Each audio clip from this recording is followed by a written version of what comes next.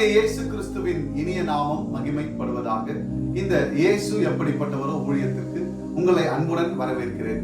இந்த நாளிலும் நாம் ஒரு வேத வசனத்தை தியானிக்க போகிறோம். தொடர்ந்து யோவான் 17ஆம் அதிகாரத்தில் தினமும் ஒரு வசனம் என்று நாம் தியானித்து வருகிறோம். இன்றைக்கும் யோவான் 17ஆம் அதிகாரம் 20ஆம் வசனத்திற்கு நேராக நாம் கடந்து வந்திருக்கிறோம். இந்த வசனம் இப்படியாய் சொல்கிறது: நான் இவர்களுக்காக வேண்டிக் கொள்கிறதும் அல்லாமல் இவர்களுடைய வார்த்தையினால் என்னை விசுவாசிக்கிறவர்களுக்காகவும் வேண்டிக் கொள்கிறேன். எனக்கு அன்பானவர்களே, இந்த இடத்துல நம்முடைய தேவனாகிய கர்த்தர் சொல்லுகிற ஒரு மிகப்பெரிய வார்த்தை, நான் இவர்களுக்காக வேண்டிக் கொள்கிறதும் அல்லாமல்.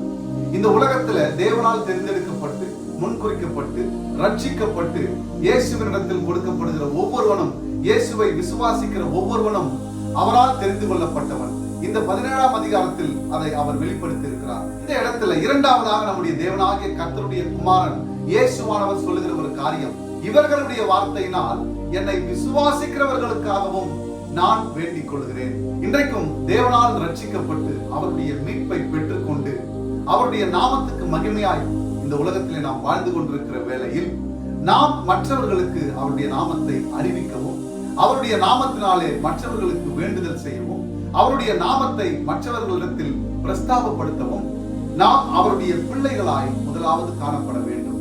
இந்த காரியத்தை நாம் நிச்சயமாக செய்ய வேண்டும். இன்றைக்கும் நான் இந்த செய்தியின் மூலமாய் அவருடைய நாமத்தையும் அவருடைய வார்த்தையையும் உங்களோடு கூட பகிர்ந்து கொள்ளும் இந்த வேளையில் தேவனாகிய கர்த்தர் சொல்கிறார், நான் அவராலே ரட்சிக்கப்பட்டு அவருடைய வார்த்தையை இன்றைக்கு பிரசங்கித்துக் கொண்டிருக்கிறேன்.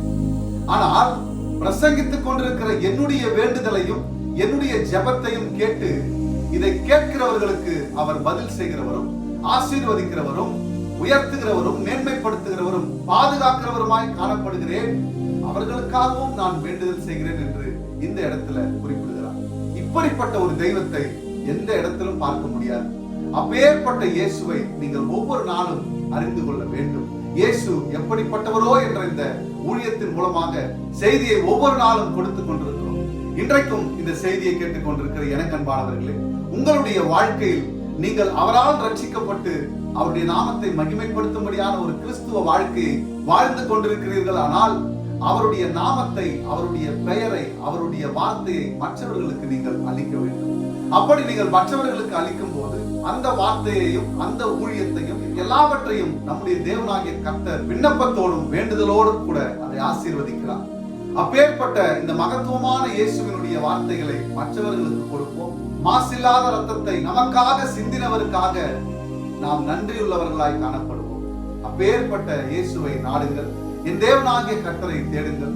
அவர் உங்கள் வாழ்க்கையில் ஒரு அற்புதத்தை செய்ய வல்லவராய் இருக்கிறார். Thank you. God bless you.